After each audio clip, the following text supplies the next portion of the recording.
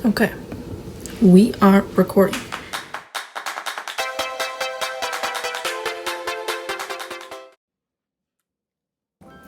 Hello everyone, it's Kendra. Today I am going to do a video about my top 5 books I would recommend for people who are non-readers. Now, I was never into reading as a kid. Like, I was when I was like little when I was in like kindergarten, but never through like middle school or anything like that. I always kind of wanted to be, but I had never found a book that really got me into reading. So today I'm gonna go over the top 5 that I would recommend for people who are not into reading or haven't gotten into reading yet. And I firmly believe the quote that's like, if you're not into reading, you just haven't found the right book yet. So let's get into it. The first book on my list is The Last Lecture by Randy Pausch. This is about Randy. He's a college professor at Carnegie Mellon, I believe. This is a story of him. He got pancreatic cancer at like a young age and died very young, and this book is essentially just about his life and some lessons he's learned, and he wrote this for his kids. And I just find it very beautiful and humbling, and it's a nice short sweet read for people who are not ready to commit to a big book or a series. This is a nice little starter, so go check it out. Also, it might make you cry. Just a heads up. The next book in my recommendations is The Hunger Games by Suzanne Collins.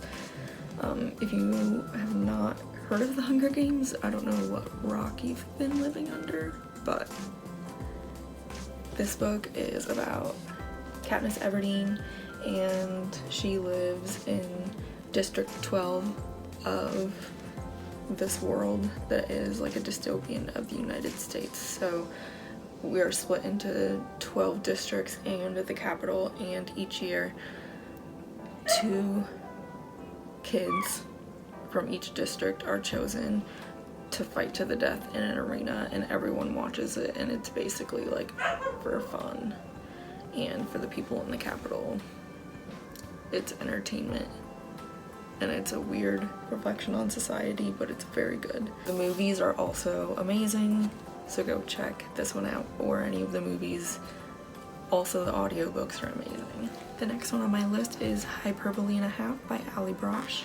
This one is fun because it has all sorts of little pictures drawn in it, like on the computer, like paint, if you remember that when you were a kid. Amazing.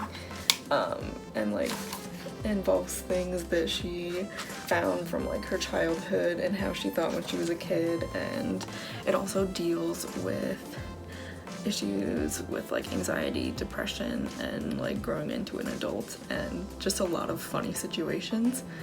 And it makes me laugh out loud every time. I've reread it multiple times, and it goes by really quick. This book is actually oddly heavy, which I love about it. And it's broken up into like different chapters and like different colors, which is really fun. So go check this one out if you want. Like, I feel like I'm with a best friend when I'm reading this book, like you're just hanging out with your friend, so check this one out too. The next one on my list is Burned by Ellen Hopkins. This book, I think I would consider this my favorite book, like of all time. It's the one I've reread the most. It always goes by really quickly because she writes in different styles. Like each page is kind of different, so it goes by really quickly even though it looks like a big book. This one is about a girl named Peyton. She is the oldest in a family of several girls. I believe there's like 5 or 6 of them. I can't remember, but this book goes through some really dark issues. Her dad is abusive, and they're from a very strict Mormon family, and she eventually gets into trouble and has to spend a summer with her aunt, and this actually turns out to be a really good thing for her, and she falls in love with a boy. It's so amazing, and it's just really good, but it also deals with some dark issues, and so I just feel like it's, for how quickly it goes, I feel like it really is a complex story, and it's like fully fledged out, and it's really good. And the sequel is also good, and a lot of Ellen Hopkins books they're good and they go by really fast, so go check them out. The last book is so good. I've already reread it like twice, and especially since the very last one in the trilogy came out.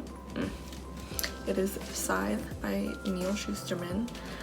This book is a dystopian novel about a society where people don't die of natural causes anymore. So because people don't die of natural causes, in order to keep up with population control, essentially, there are people who are size, and they essentially kill what they call gleaning for a living. They have a different means by which they select people, and they kill people. It's a very interesting look on how society could be, and I feel like Neil Shusterman always does a really good job of creating this society that reflects us in kind of a scary way, but in a really thought-provoking way as well.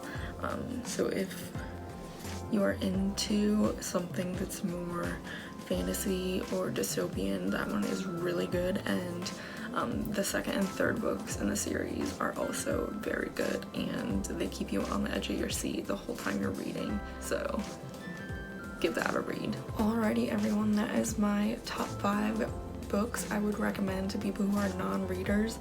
These are books, like I said, this one I have not reread, so I want to give this one a read again, but the other ones I have all read multiple times or listened to the audiobooks.